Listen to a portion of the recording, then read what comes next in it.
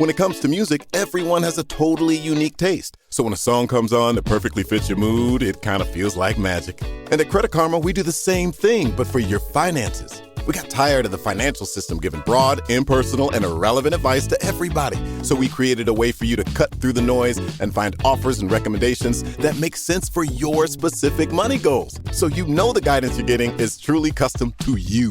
Download Intuit Credit Karma today and get everything you need to outsmart the system. Allstate wants to remind fans that mayhem is everywhere. Like when your fantasy league meets up at your house. Everything's great until the hot plate gets too hot for the tablecloth. Now your kitchen's up in smoke. And if you don't have the right home insurance coverage, the cost to fix this is anything but a fantasy. So switch to Allstate, save money, and get protected from mayhem like this. Not available in every state based on coverage selected, subject to terms, conditions, and availability. Savings vary.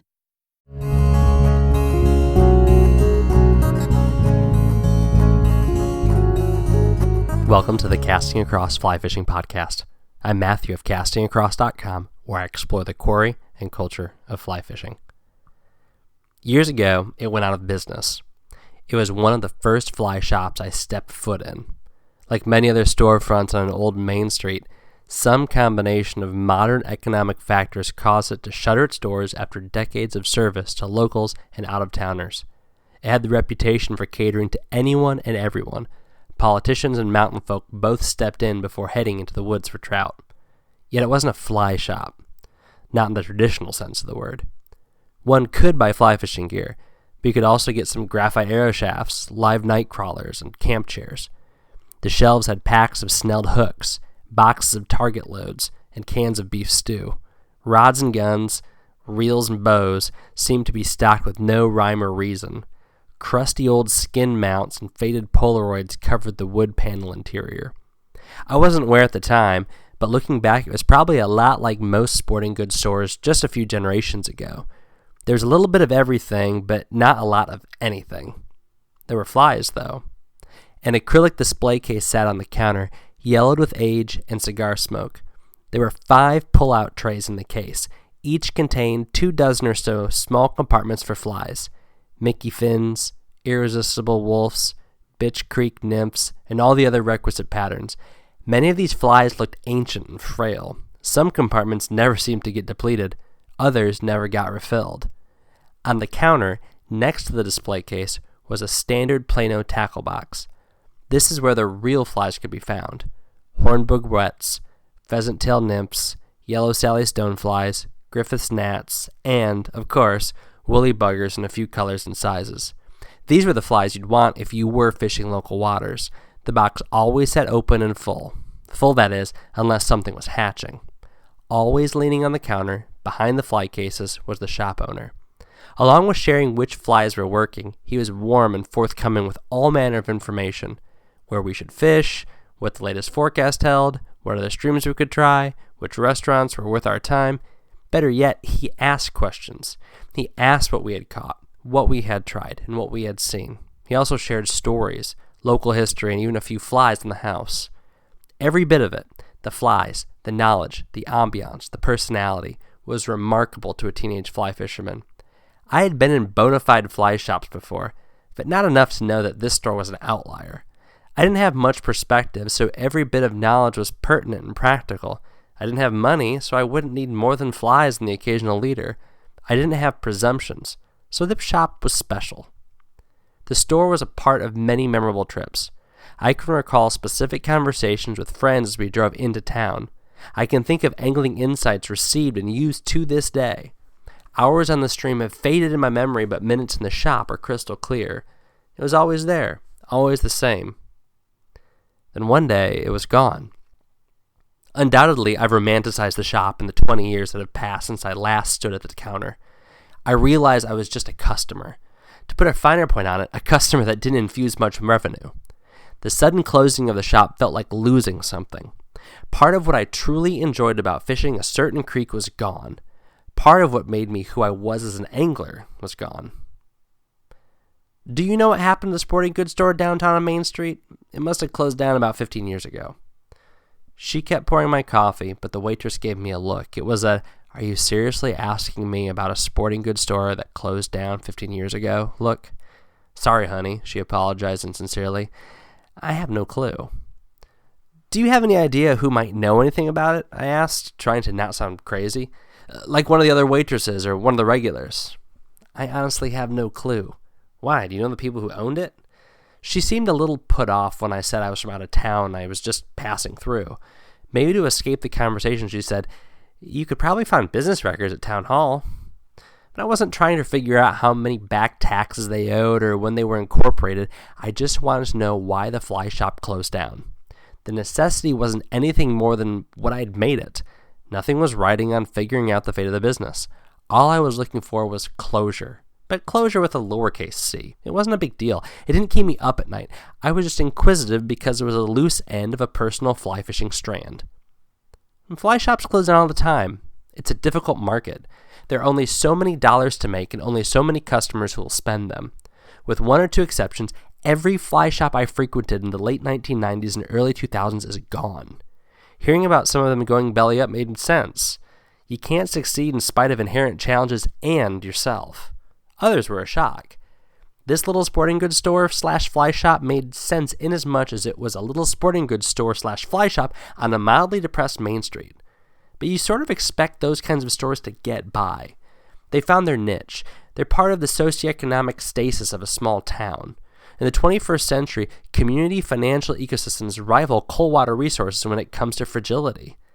Was it the outlying area's massive subdivisions that forced operating costs to go out of whack downtown?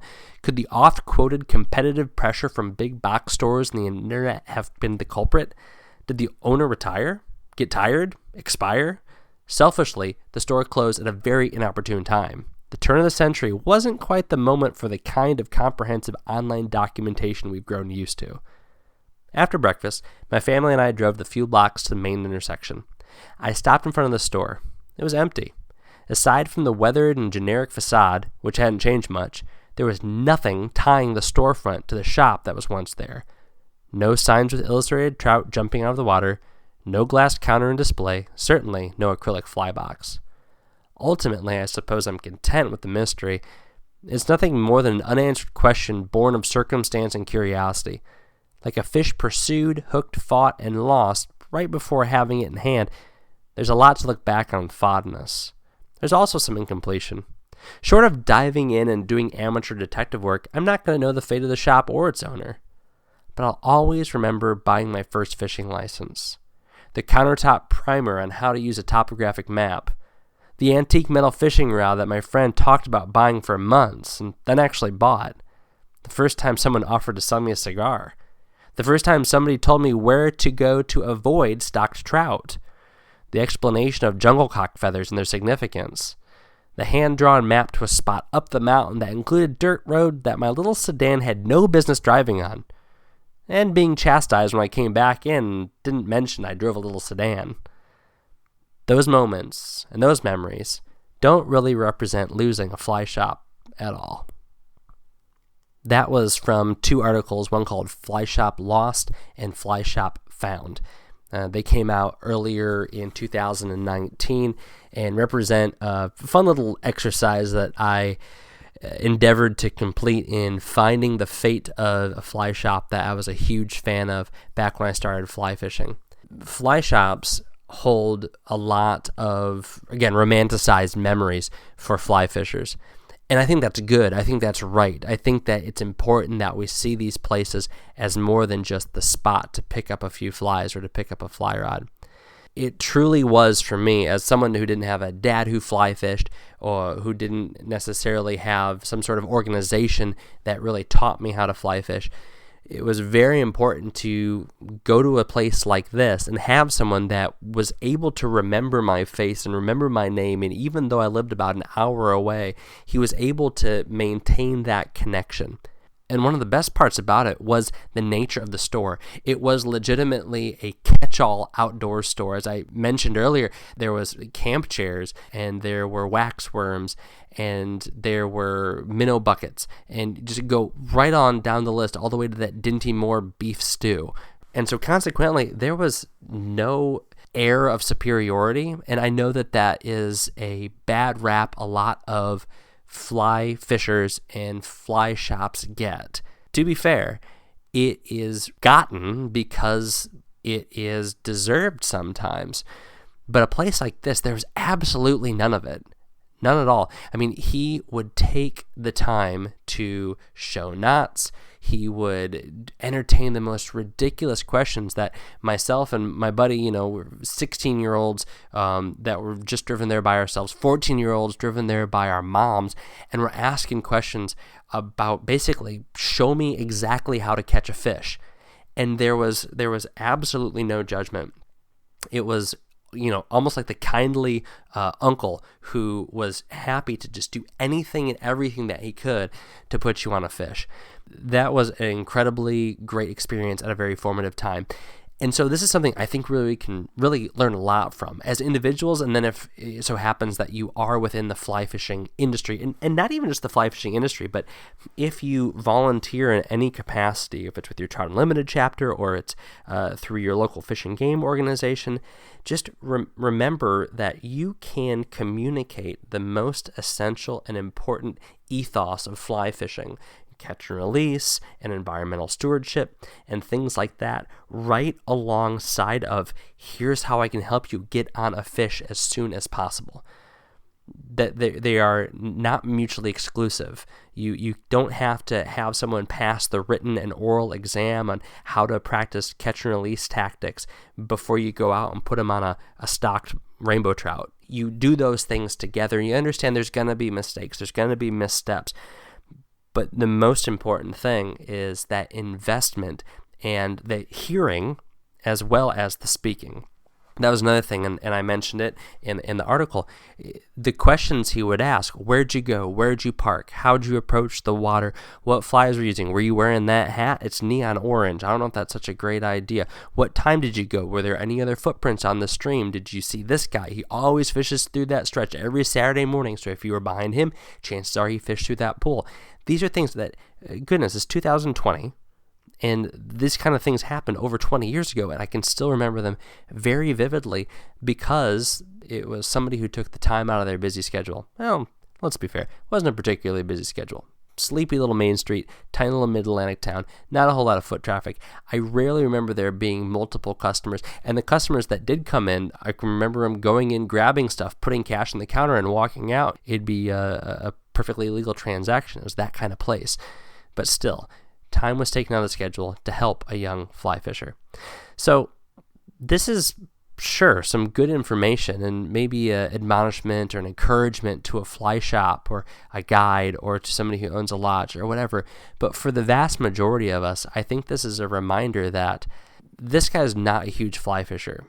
I might even remember a conversation where he was talking about using a fly rod because it allowed him to put night crawlers into spots that he couldn't with a spinning rod. But you know what? To each his own. As long as he wasn't poaching, then fine. Do what you want to do. Use a fly rod with a worm. Use a fly rod with power bait. More power to you. But I wanted to fly fish. My buddy wanted to fly fish, and so he took the time to help us do what we want to do. So I have a handful of flies still that I know are from that shop, and they stay in my fly box. I really don't use them, but they're there because they are a reminder and a link back to that spot. I have a handful of articles about fly shops on castingacross.com, and I'd encourage you to check them out. If you use the search bar on the right-hand side of the website, you can just put in fly shop and a bunch of stuff will come up.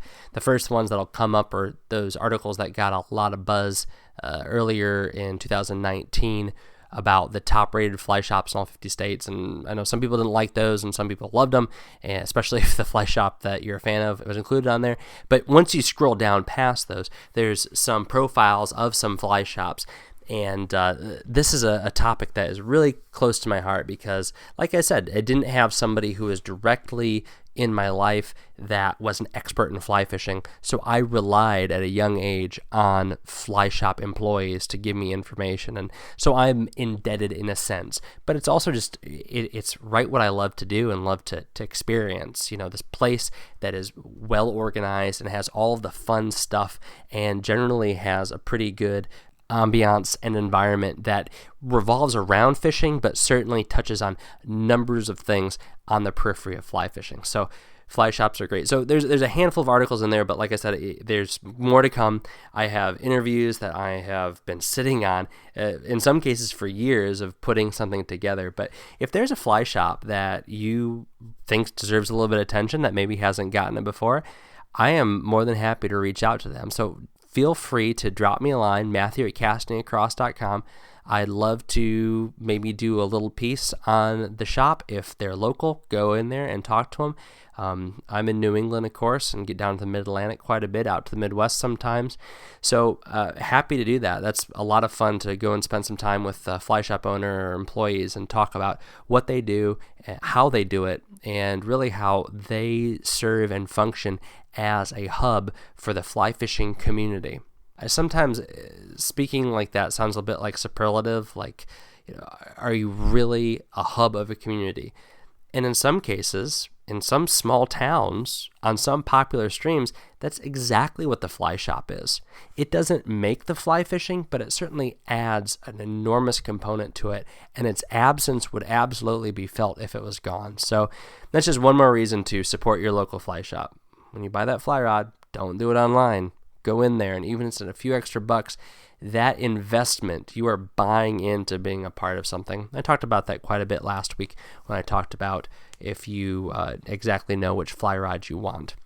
This week on castingacross.com, 2 articles. The first one is called Fly Fishing Books 7. So I have 7 of these articles, and I made a little Instagram video, and a lot of people watched that, and I think I might try to do something video related with these book posts, because it's really nice to be able to hold it up and talk about it, share my thoughts. I think reading matters. If you're not reading fly fishing books, read something. The way that reading engages your brain is so very different from what you're doing right now, which is listening to a podcast. I know that my retention when I read content is vastly different than when I listen to it. I love listening to things. I'm constantly listening to podcasts, but I do it when I can't read. I do it when I'm driving or folding laundry or mowing the lawn or things like that. But reading engages your brain in a different way. And I think for the vast majority of us, I know all sorts of people learn in different ways, but for the vast majority of us, if you're trying to get some concepts, reading it, and especially if there's diagrams next to it, so you're getting this visual component along with it, that's where you're going to get your fly fishing tactics, you're going to get your leader formulas, you're going to get some of these diagrams about where in a stream the trout will lie. That's awesome stuff. But anyway, so this article, the 7th edition, 4 books. One's called Keystone Fly Fishing. Maybe the best fly fishing guidebook I've seen in years, and 2 major reasons. Big, colorful pictures, which is just fun to look at. And secondly, there is a number of authors, effectively a couple of authors per region of Pennsylvania. And Pennsylvania is an enormous state. I believe the statistic is correct that there is more miles of stream in Pennsylvania than any other state in the U.S., outside of Alaska, of course. I could be wrong, but I think that's accurate. So consequently, there's tons of fly water. I mean, you can fly fish for trout outside of Pittsburgh and outside of Philadelphia, and then the rest of the state as well. So Keystone Fly Fishing by Headwater Books is a great book. You can read some more thoughts on the article. Same thing for the next 3. Night Fishing for Trout by James Bashline. Awesome book. One of the coolest covers if you get the 1973 edition like I have. But it's a great book, a Pennsylvania book, but that's totally applicable anywhere you fish, especially for trout at night. And it blends the narrative with the technique, which is a really, really cool genre that I feel like is almost particular just to fly fishing. I'm sure hunting and, hopscotch and stamp collecting have books like that too, but I like it, and it is a common thread in a lot of my favorite fly fishing books. Third one, Catskill Rivers. This is an enormous book. I mean, the thing's, a foot wide and 8 inches tall or whatever. But if you fly fish in the United States, some of the things you do, names of flies, names of people who have created techniques and pieces of gear, you probably owe a lot of that to the Catskill region of New York. And this is a great book that kind of gives a history on the area. It's a good reference book. It's not a great start at the beginning and go to the end book unless maybe you're from the area, but it's a good reference book, and I've used it time and time again for the website and for personal reasons to just kind of get some information. Last one is called Tight Lines, and this is an anthology of posts, that's online talk, of articles from the Yale Anglers Journal. And this was a journal that was founded by James Prosek, and his awesome artwork is found throughout this little book. Every one of these books, with is the exception of Keystone Fly Fishing, is out of print, I believe. Regardless, you can hop on the Amazon and find them for only a few bucks, if you don't mind a few dings and maybe a taped up dust jacket. So depending on how you feel about your books, you can get them really easily. If you want nice copies, they're available also. But check that out, and then at the bottom of that article, there's fly fishing books 1 through 6 there also. So if my math serves me correctly, that's another 24 book recommendations. And like I said, I'll probably turn around and do something more with those in the near future. Wednesday's article was called Bears, Bugs, and Bows. And this was a short little story. It involves bears. No bears were actually seen. Oh, no, wait, that's not good advertisement. Maybe there was bears. I don't know. There was definitely big bugs. And there's a rainbow trout. So read that article, Bears, Bugs, and Bows. This week's recommendation on the Casting Across Fly Fishing podcast is the Costa Del Mar Sunrise Silver Mirror sunglasses. Expect an article coming about these sunglasses and probably a podcast in the near future. Not the Costas in particular, but just the idea of lens selection. And the long and the short of it is this. Think about how many fly rods you have. Now, you might only have one fly rod. I would say you are the exception. Most of us have 2 or 3. And why do we have 2 or 3 fly rods? Or even within trout fishing or saltwater fishing, why do we have 2 or 3 fly rods in the 3 to 5 weight or in the 8 to 10 weight category? It's because there are going to be conditions that dictate a slightly different approach and that warrants the expense of a couple $100 more to approach the fish. All right, so that's established kind of the groundwork for my argument, right? The other side of it is this. Once you have your rod, reel, line, leader, flies, what is the next most essential piece of equipment when you go fly fishing? I believe it's my sunglasses.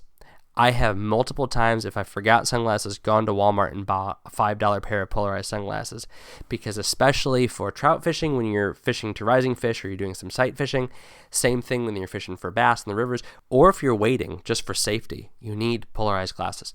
So put those two things together. Polarized glasses are essential. You probably have multiple sets of gear for various circumstances. Why wouldn't you have a second pair of sunglasses if the conditions dictate? And I have found my favorite new second pair of sunglasses, and that is Costa Del Mar, my favorite sunglass company, Fantails, my favorite frames, and now I have some Costa Fantails in Sunrise Silver Mirror, which are a very light yellow polarized lens. They're the 580 glass. They have the mirrored lens, so they are very scratch resistant, they are very smudge resistant, and they cut out glare.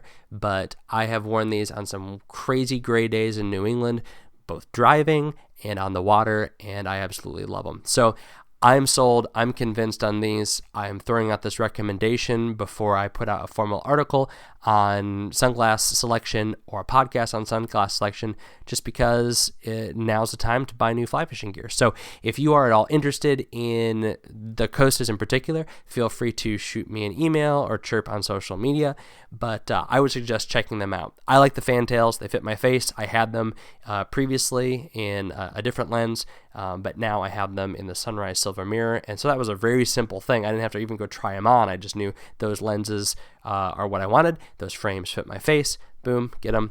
And they are absolutely working out, and it just makes a lot of sense, and I'm almost kicking myself for not having moved on getting a second pair of very different lenses much sooner. Thank you for listening to the Casting Across Fly Fishing podcast. please subscribe in your favorite podcast app and rate the podcast in iTunes.